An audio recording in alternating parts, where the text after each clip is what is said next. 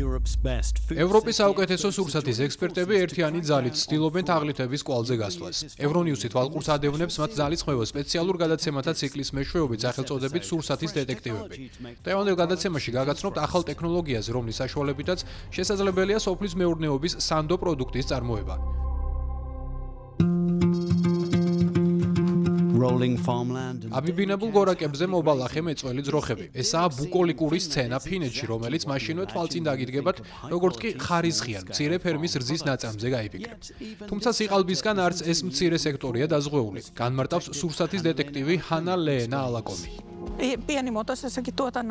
ასეთ მცირე ზომის ფერმაშიც არ არის გამორიცხული პროდუქტის გაყალბება და ამიტომ მნიშვნელოვანია რომ შეგვეძლოს იმის გარკვევა. თუ რა პირობებში აწარმოეს ნედლეული, რომლისგანაც პროდუქტია დამზადებული.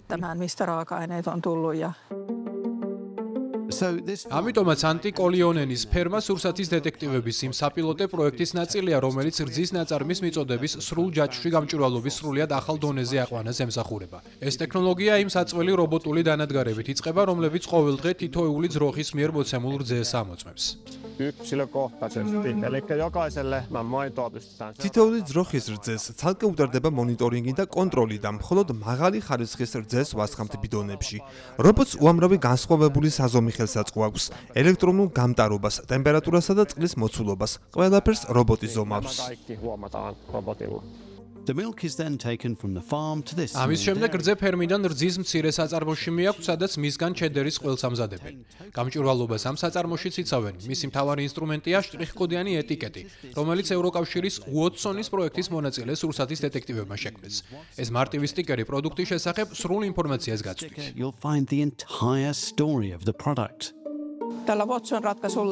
უოტსონის ამ ინსტრუმენტის საშუალებით გაცილებით მეტ და დეტალურ ინფორმაციას ათავსებენ შტრიხ-კოდზე. მაგალითად, როგორ დამზადდა ეს პროდუქტი ერთ კონკრეტულ დღეს, რა განსხვავებული ეტაპები გაიარა, როგორ მიიღეს ის რძე, რომელთა ბაზაზეც დამზადდა პროდუქტი და კიდევ ბევრი სხვა რამის, მათ შორის ვიდეო რგოლისაც, რომელიც წარმოების პროცესს აჩვენებს.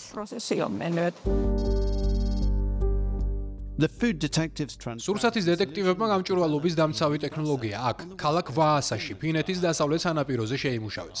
როგორც სურსათის დეტექტივის ტურე უდი განმარტავს, ამ გუნდის ერთ-ერთი მთავარი მიზანი ის არის, რომ მცირე მწარმოებლებმა ადვილად დანერგონ მიკვლევადობის ჯაჭვი ამ შტრიხ-კოდის ტექნოლოგიის საშუალებით.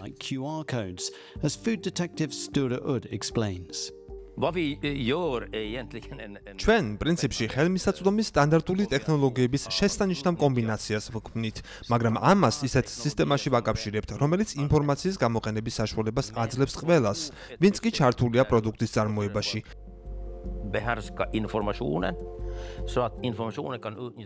ესენი არიან მეწარმეები, ლოგისტიკა, მაღაზია და მომხმარებელი. ეს სისტემა გადამუშავების რგოლსაც მოიცავს. Konsumenten och inkludera recyclingen. ეს მცირე ლუცახარში ახალი შტრიხ-კოდი საპილოტე პროექტშია ჩართული, რაც იმას ნიშნავს, რომ ხელმისაწვდომია ინფორმაცია ისე დეტალზეც კი, როგორიცაა მაგალითად თუ სად მოიყვანეს ნედლეულად გამოყენებული ქერი. მსგავსი ინფორმაციის მოძიება აქამდე მომხმარებელს არ შეეძლო.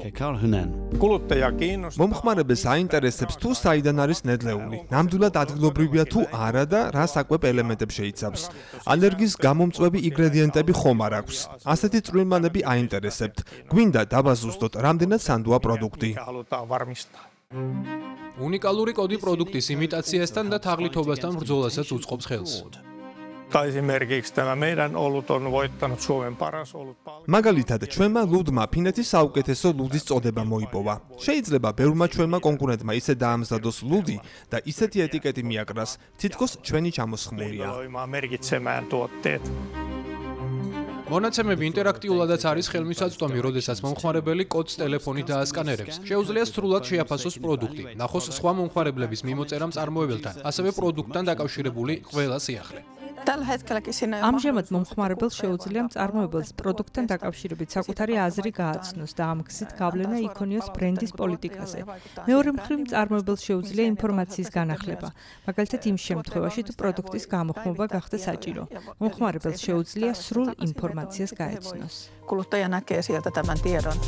დღეს სულ ეს იყო ფინეთზე. მომავალ გადაცემაში ესპანეთს ვეწვევით, რათა ვნახოთ თუ როგორ მუშაობს ყალბი თაფლის აღმოჩენის სისტემა. მომავალ შეხვედრამდე.